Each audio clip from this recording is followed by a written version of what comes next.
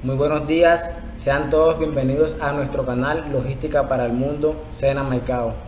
Mi nombre es Eduardo Moscote Córdoba, soy aprendiz Sena en el Centro Industrial de Energías Alternativas sede Maicao, del programa técnico en integración de operaciones logísticas, con ficha de caracterización 2670514. En el día de hoy les estaré hablando de un tema sumamente importante en cuanto a logística se trata, y el tema son las normas Incoterm. ¿Alguna vez te has preguntado con qué fin se han creado estas normas? Si es así, no te despegues del video, aquí despejaré todas tus dudas. Las normas Incoterm fueron creadas en el año 1936 por la ICC, la Cámara de Comercio Internacional, la cual tiene lugar en Francia. Como primera medida, en el año 1936 solo se implementaron 6 términos, los cuales se aprecian en la imagen. A través de los años, las normas han tenido ciertas modificaciones. Como presenta la imagen, ahí podemos ver la fecha en las cuales han sido modificadas las normas. Actualmente nos regimos por las normas Incoterm 2020, las cuales les estaré hablando más adelante, para que vean las ciertas modificaciones y los cambios que han tenido la misma. Una de las ventajas de trabajar con las normas Incoterm es que esclarece las responsabilidades que hay entre el exportador y el importador. Responsabilidades como lo son los costos de transporte, etc., los riesgos que implican manipular la carga de un punto hacia otro, como también los trámites legales que hay que hacer para legalizar la mercancía. Cabe recalcar que aunque el uso de las normas Incoterm no es obligatorio, es sumamente importante porque define responsabilidades entre el exportador y el importador, lo cual es una ventaja porque define claramente las responsabilidades que tiene cada bando para el transporte de la mercancía. Bueno, como podemos ver en la siguiente gráfica se puede notar las responsabilidades que hay entre el comprador y vendedor.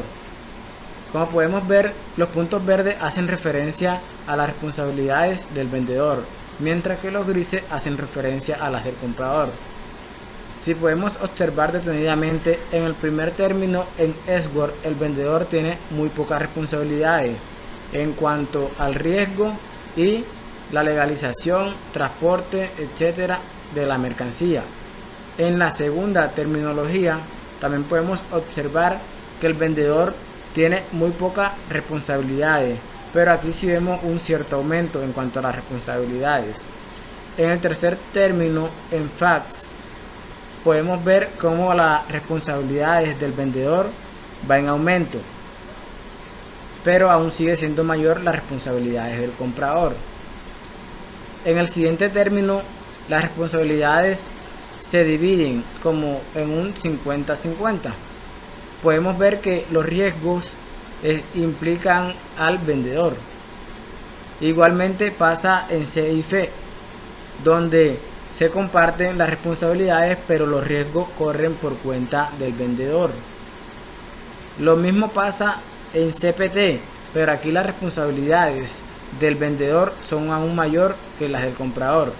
Igualmente en CIP y en DPU.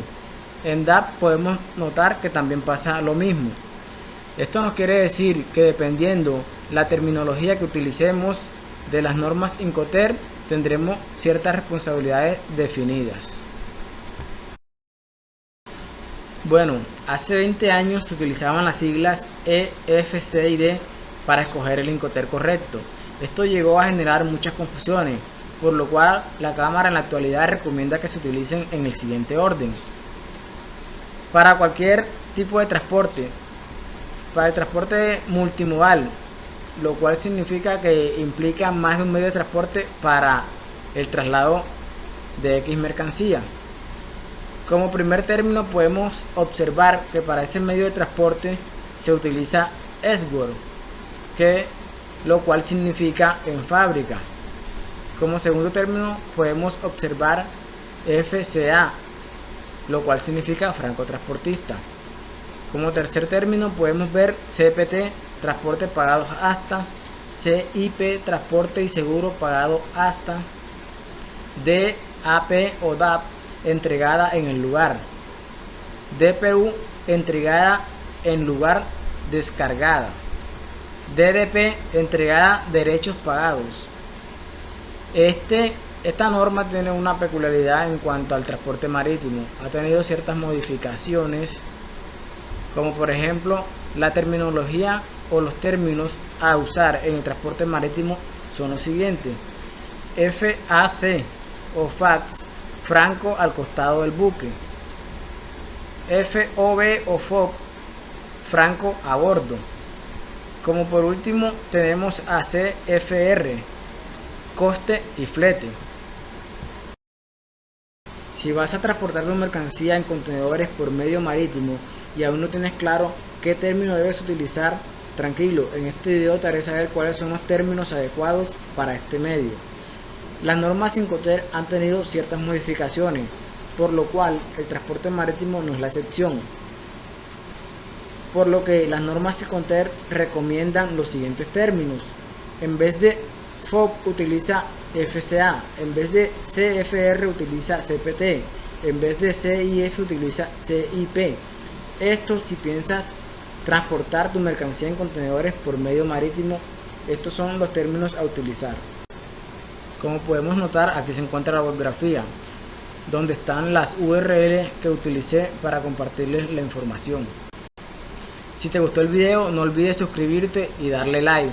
Les habló su servidor Eduardo Moscote Córdoba.